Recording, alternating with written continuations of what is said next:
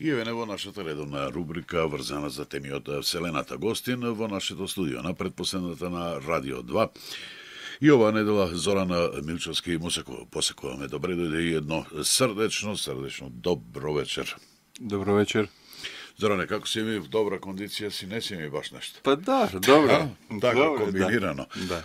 Малку овие топли денови или променливото време. Малку исцедува, нели? Ке се навикнеме. Ке се навикнеме.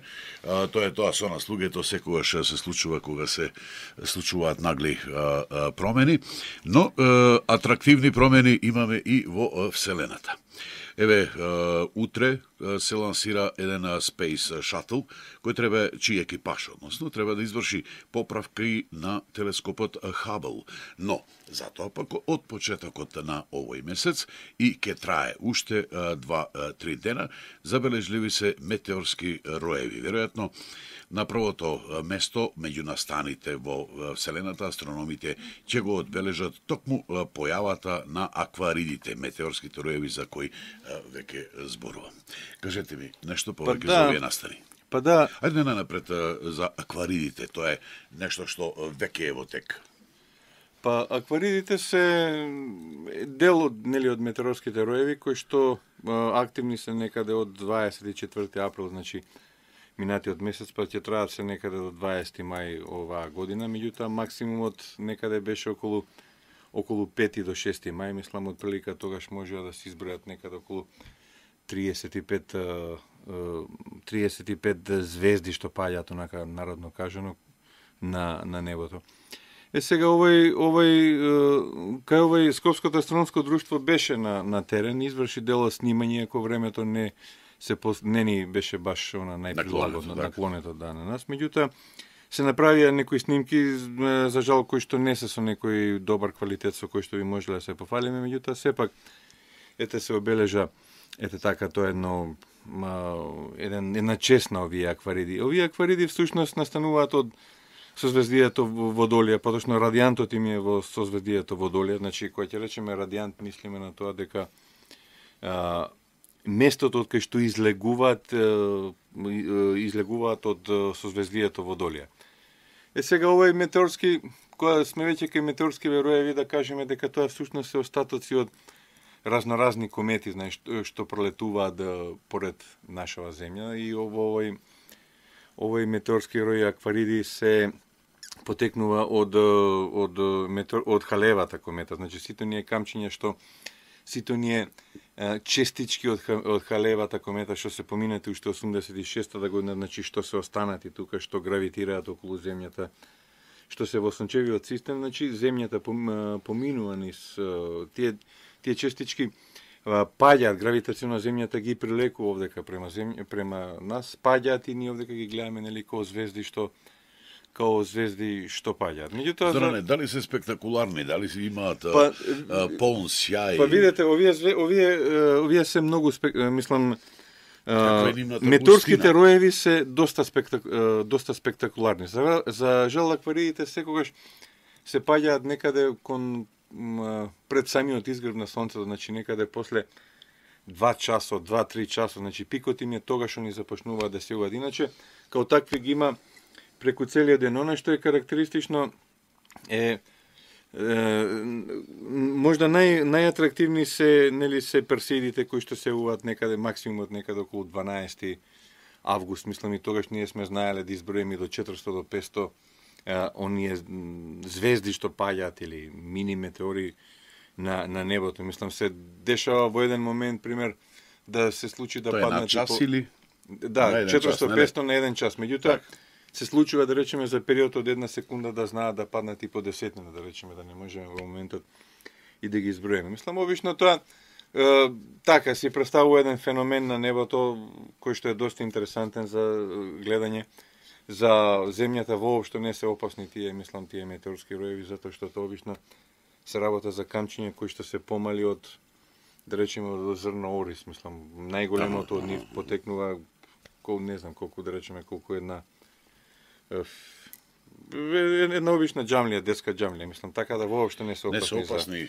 Да, по околината, да. Дали може би пак носат со себе сознание информации за Па да, за они секако носат, меѓутоа за жал сите тие парчиња испаруваат некаде во земјата на висина од 80 до 120 км. Значи они чим навлегуваат на земјата со брзина поголема од 11 км од секунда. Значи некој може да влезат и со 20, со 30.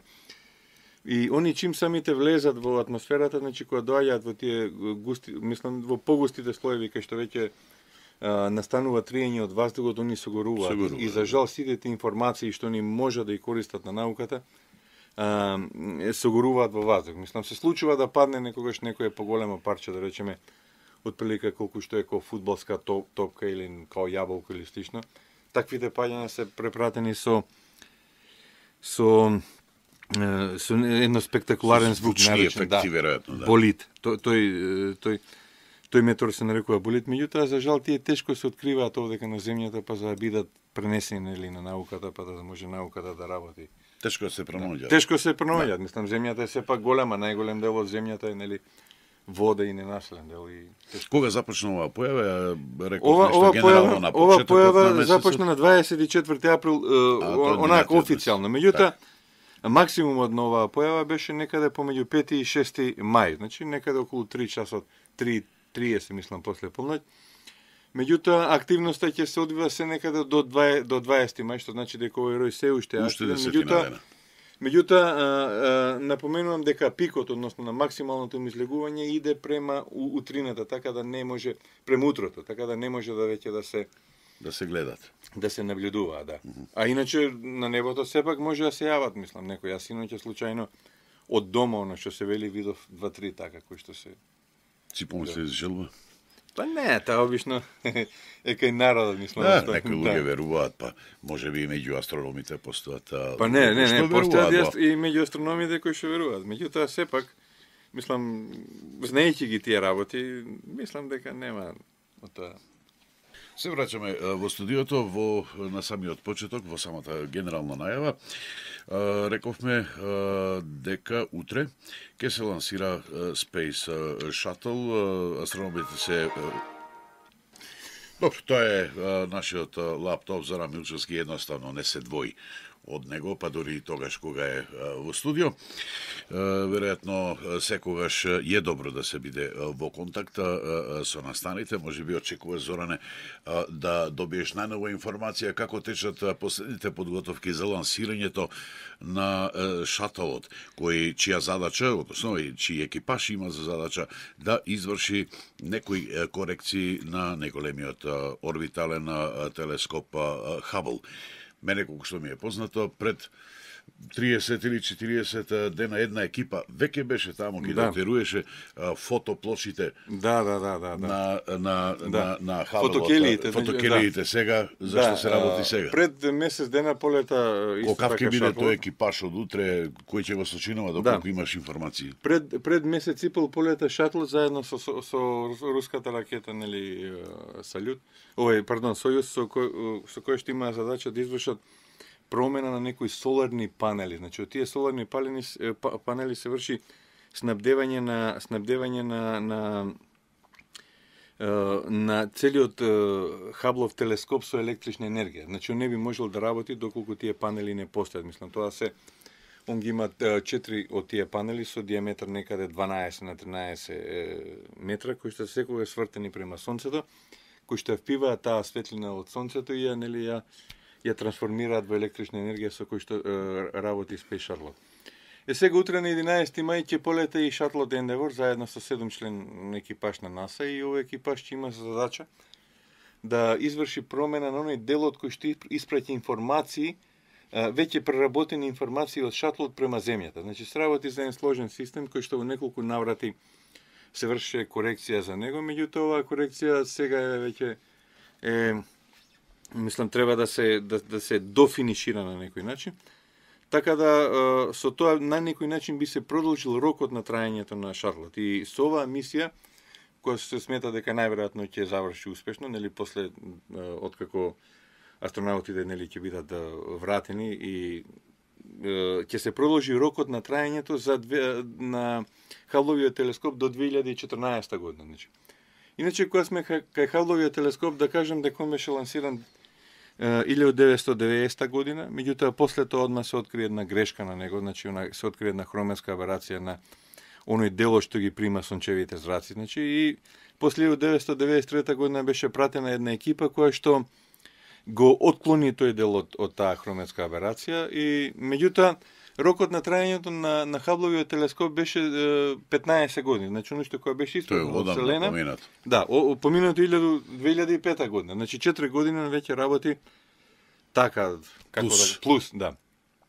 Сега во неколку наврати беше договорено дали он ќе дали вреди да се реконструира, дали вреди да се сруши во Пацифика како што се направи нели со мир. И на крај се види дека постоеше едно решение да се испрати некој телескоп сличен на Хабловиот телескоп кој што ќе биде позади орбитата на Јупитер, значи помеѓу Јупитер и Сатурн, кај што ќе има една непрегледна слика, значи една безпрекорна чистота на ова.